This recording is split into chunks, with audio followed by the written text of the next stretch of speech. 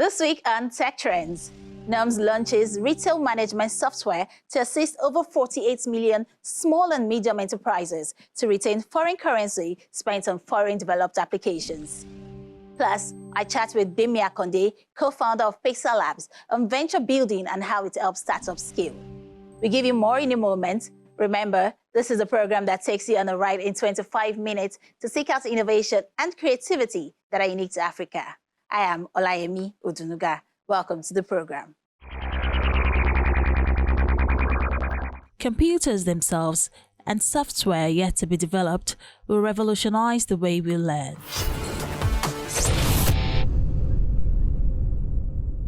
NUMS, a scalable management solution for retail businesses, is helping owners drive more sales and improve efficiency. The solution was designed with a bias for Nigerian business owners, and it takes into consideration the peculiarities of Africa's diverse economies. Findings from a survey of industry players conducted by the Nigerian Communications Commission in 2018 shows that 77% of software in use in the country are foreign, while only 23% are obtained locally. Billions are therefore lost to the acquisition and maintenance of foreign software used in the country. And so to reverse this trend and help small and medium enterprises in Nigeria retain foreign currency spent on purchasing foreign developed retail management applications, the new retail management software, NUMS, was launched. NUMS is not just an application. It's a life. This event signals the birth of the NUMS app, a brand new scalable management solution for retail businesses that will help erase the interruption of buying and selling on e-commerce in real time and also help entrepreneurs scale up their businesses.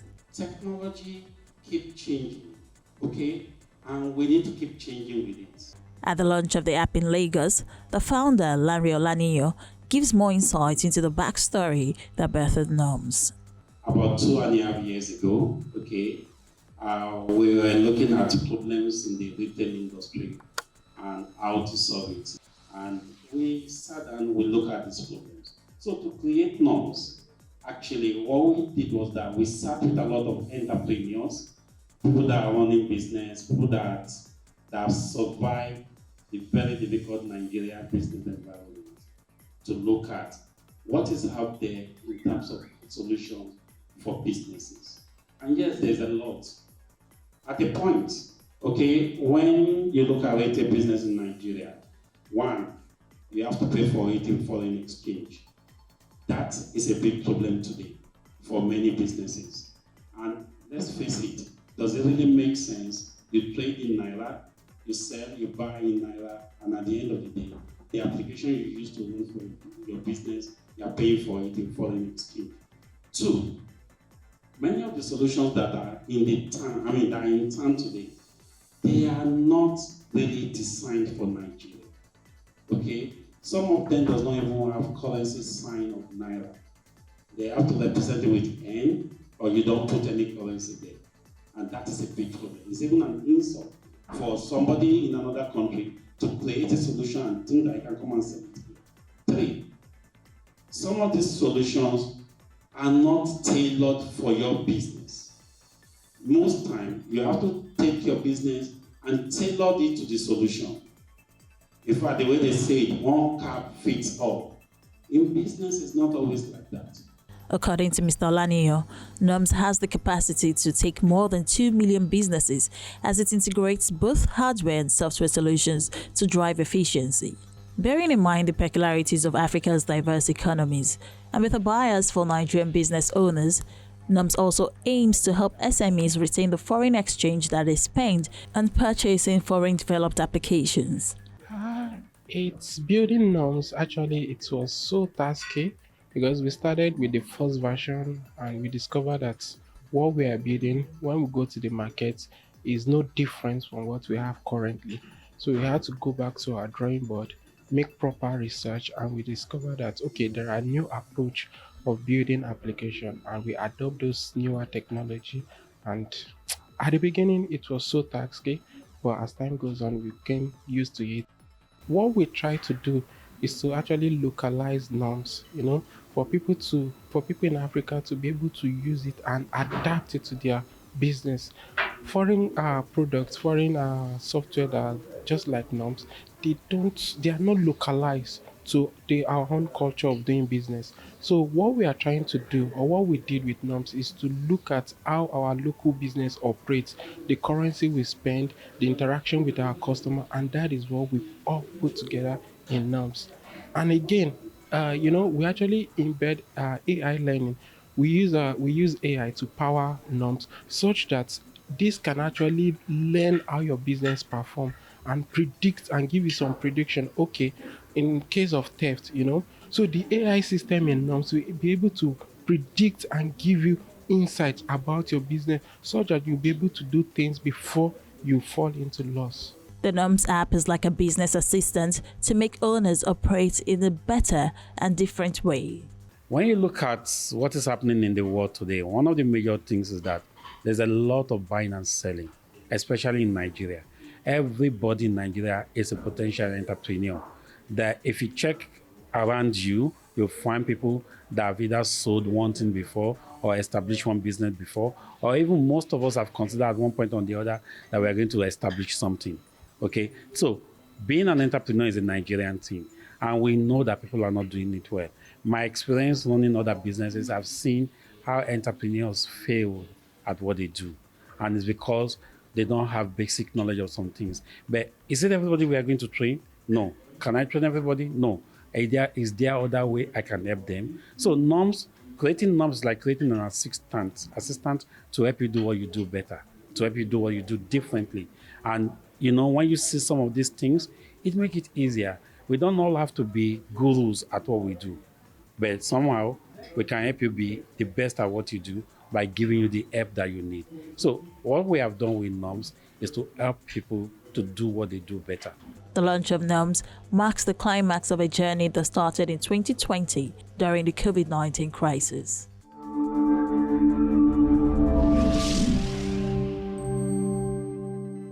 Last year, former President of the United States, Donald Trump, was booted off Twitter following comments he made after results of the 2020 presidential election were being announced and it was clear he was losing. In Nigeria, President Muhammadu Buhari's tweet against pro-Biafra groups was deleted by Twitter after the platform deemed them in violation of its policies governing content. This led to the suspension of Twitter in Nigeria, with government instead opting for another site, just like Mr. Trump did with Truth Social. American rapper Kanye West, now known as Ye, was also suspended from Twitter when anti-Semitic comments from him drew a backlash from different quarters. In what was described by him as a bid to democratize the microblogging site, billionaire businessman Elon Musk bought Twitter and has since begun his mission to make it, in his words, a platform for all. The reason why even the purchase of Twitter by Elon Musk was even very, very important at the time, and the reason why he made that decision is because of a law called Section 230 that Donald Trump was trying to repeal. Now, this is a law that initially when it was written to protect companies like Twitter against content that their users are putting online. So Twitter somehow has like immunity. Mr. Ye followed this example, albeit on a smaller scale, by buying social media app Parley. What he will be doing with it remains to be seen. However, the changes made by Elon Musk after taking over Twitter, including sacking the board and a significant number of staff, and introducing a payment method for verified users, has drawn mixed reactions from techpreneurs. We have heard of people who actually got themselves verified, who got the blue tick and were still, peddling things and were not actually, doing what they're supposed to do on Twitter. So the conversation around whether or not this is going to make it easy for anybody and anybody to be able to pass fake news is truly a major concern. But ultimately, in the grand scheme of things, all they need to do is to define another protocol for basically determining what is true and just democratize, which is what Elon is all about, this whole idea of the blue tick. Moderation, censorship, and the need to draw the line between both also remains a topic that has been up for discussion, especially where it elicits unsavory consequences like the Capitol invasion and the stabbing of Salman Rushdie. We need to clearly distinguish between moderation and censorship. So where does a social media platform step back and say, you know what, this is none of my business. Say anything you want to say, irrespective of how offensive it is, versus jump in and say, I think this is getting out of control. I don't think any platform could ever have that perfect balance. Elon and the entire new management of Twitter are not saying that moderating is going to end. Neither are they saying that certain policies are going to be completely removed. Yeah. Essentially, what is still considered as, abusive language, abusive content is not going to change anytime soon within the frame of the reference that they're talking about. Yeah. And whenever you begin to put restrictions to that, you begin to have issues around what should really be the boundaries of each person's, expression. To be a verified Twitter user, one must have an active account, must be a notable person, authentic, and a request must be sent via the app. However, the new CEO says he's introducing an $8 monthly charge for the blue tick, but wasn't clear as to whether this charge will be for already verified users or users who are seeking verification. Twitter is said to have almost 400 million users worldwide, including Nigeria. How the debates surrounding free speech and content moderation pan out may in fact determine whether this number continues to rise, and if platforms like this see the sole proprietorship model as the way to go.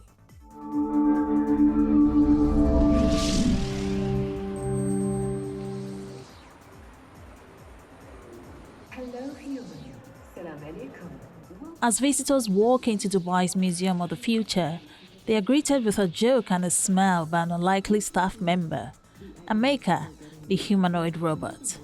I'm a friendly robot, but just in case, I have been bolted to the floor so I don't run away when the museum closes. Manufactured by a company called Engineered Arts, the robot boasts a human-like face and body, can track movement in the room, and has facial recognition technology. Ameka can also interact with visitors, answering the questions about the museum. This robot is very unique in its stance because it uses artificial intelligence in a way of understanding people's questions and responding to them. In addition, if you look at the robot and its facial expressions mimic that of a human being's. The way it tracks the person, the way it looks at it is very unique and it's very special, and we're very, very, very excited to have Ameka with us here today. If I knew the answer to that, I would definitely keep it a secret.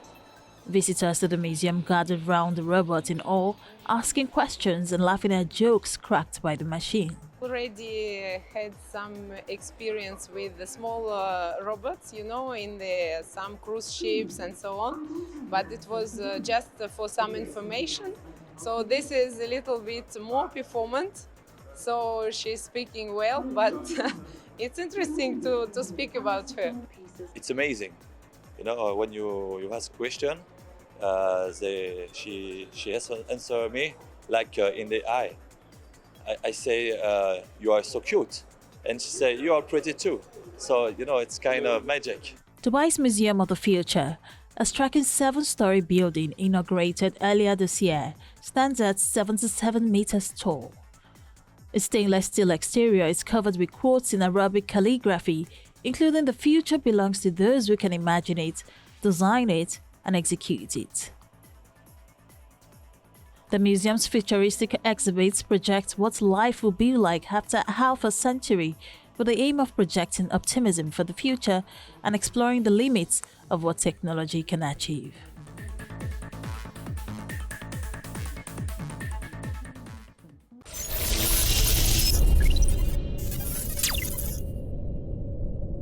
If you're an entrepreneur or innovator, you've probably heard of venture capital, VC for short. But have you heard of venture building?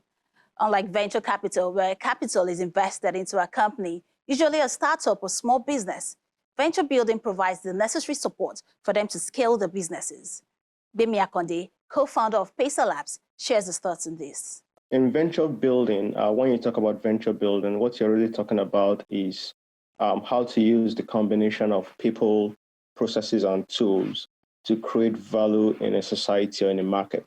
And what that really entails is, orchestrating the entire operations needed to create value, either through products and services, or through other kinds of approaches to be able to deliver value in the hands of your customers or your clients. So venture building is that process of building all these things out and hopefully scaling an enterprise or an organization to a point where it's catering to the needs of a mass population.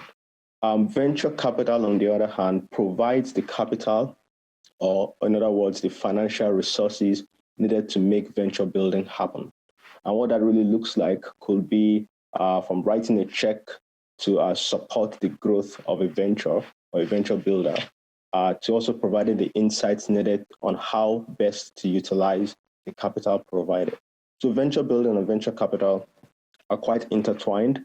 They are related to each other quite closely, and they work hand in hand in creating an ecosystem for delivering value in a market. Over the years, what we've been hearing more of is venture capital, and now we get to hear about venture building. Can you take us through how it works?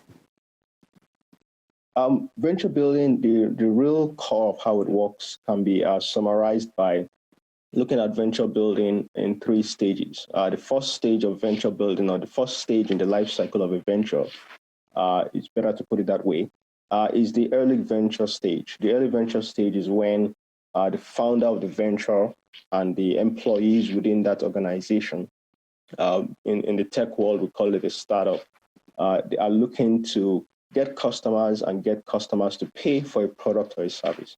So that's the early venture stage. And then, when the company grows to a particular point, they get to the growth stage. The growth stage is really where the organization is looking to optimize the different processes involved in making that business or that enterprise scale beyond where it started from. So what that really looks like is helping, going deeper into what the profit margins look like, what does it cost to acquire one customer, how can we bring that cost lower, how can we make the lifetime value of one single customer longer and more robust than what it is right now. So the growth stage, moving on from the early venture stage, the growth stage is a stage where optimization really happens and growth is likely to happen at a bigger scale. It appears venture building is quite beneficial to startups. And for someone who plays in the space, what skills are you looking to develop? So the skills needed for founders building new ventures to be able to successfully build those ventures out and scale those ventures, it's a myriad of skills, I would call it, right? It's not just one single skill. The most important probably is an understanding of the market, which is your customers, and also an understanding of how to recruit and work with a team to deliver value into that market. So really, it becomes very quickly a soft skill in terms of managing the dynamics of a market, managing the challenges that the market would present to an early venture, and also managing the challenges that come with building an organization that involves people. Right, so that's one key skill. So the soft skill of leadership, of managing challenges, and of surmounting those challenges and roadblocks. Another skill that I would like to also recommend that founders develop is the skill of being able to manage the dynamics involved in mentorship. So many times the founder doesn't know it all. They need mentorship. They need insights from the market. They need insights from individuals that have gone ahead of them and have been through that journey. Being able to gather all that information and make decisions based on the information. Not every information is useful. Some informations are less useful than others, but being able to understand which information is most important and being able to make decisions quickly based on the information given. So yes, the soft skill involved in managing people and the market and dynamics involved in that, and also the ability to make decisions based on mentorship and information. This is aside from the other technical skills that are those basic foundational skills of building a product or a service. So I just want to highlight those two skills from our venture building perspective. And now to the issue of funding, which almost every startup, has to grapple with. We understand that venture capital to an extent helps to provide funds for startups, young startups. But what do we need to do to better prepare them for funding opportunities? So funding opportunities is always presenting itself to founders, right? So being prepared for funding opportunities, is quite important. It doesn't just stem from one single source of preparation or one single aspect. It's really a different, a mixture of different categories. So what I would say, first of all, is founders of new ventures need to understand what it takes to take funds from venture capitalists and the responsibility involved in that. Venture capital is an exchange of capital and equity for the most part of it. And what that means is that you're actually becoming co-owners with the people that are funding the business. So preparing for venture capital involves, understanding what it takes to manage the VC founder relationship. That's the first thing. And also being able to look inwards into your business to ask the question, why am I fundraising? Why am I raising capital? Am I raising capital to develop a new product, to expand into a new market, to hire people, to best optimize my current product, and so on and so forth? So understanding the reason for raising capital or fundraising really helps you to understand how best to manage the fundraising process and how best to prepare for it. So preparing for it will look everything like understanding what metrics you currently have in your business and how you can best tell a story around those metrics, how you can paint a picture of the vision you had when you started the business and the vision you have right now, and how you can best characterize the market in which you're playing in. So the story you tell about the market you're playing in is very important. It's a very important factor in being prepared for raising funding or raising capital. So these are the three things that I would say are kind of very cogent when you're preparing for fundraising as a startup founder. And as a player in the space, what do you look out for when deciding on the startup to invest in? So we at Pesa Ventures, we are early stage investors. So what we look at is not so much of the historical revenues. Some of the companies we invested in are very early revenues. So the real factor that helps us make a decision is the founding team. How much domain experience do they have? Have they been founders in the past? Do they bring some kind of expertise, some kind of secret sauce that is beyond what a typical traditional founder would normally have? That's the first thing. So the founding team is core. And the second thing is the market. We try to understand what does the market look like? How large is the market? And how competitive is this product or service in this given market? So some markets differ from each other, and that's one of the key characteristics and metrics we look at. So a combination of the founding team, the market, and of course, we need to build the layers around the product itself. What does the product look like? What makes this product unique and different from other products? And how can this product scale? What's the roadmap for this product? Will it become a stronger product as time goes on? Or will there be a very high likelihood of being taken out by a competitor?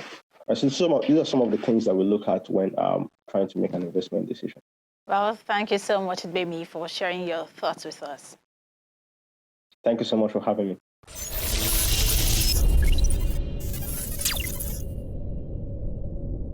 That's it on this episode of Tech Trends. Many thanks for staying with us. As always, we will continue to show you how tech-savvy innovators are crafting solutions using technology in the country. From startups to big techs, and of course, inventful thinkers, we'll show you all. If you missed any parts of the show, you can always catch up on social media on the Channels TV YouTube account. For Tech Trends, I'm Olayemi Odunuga. Bye for now.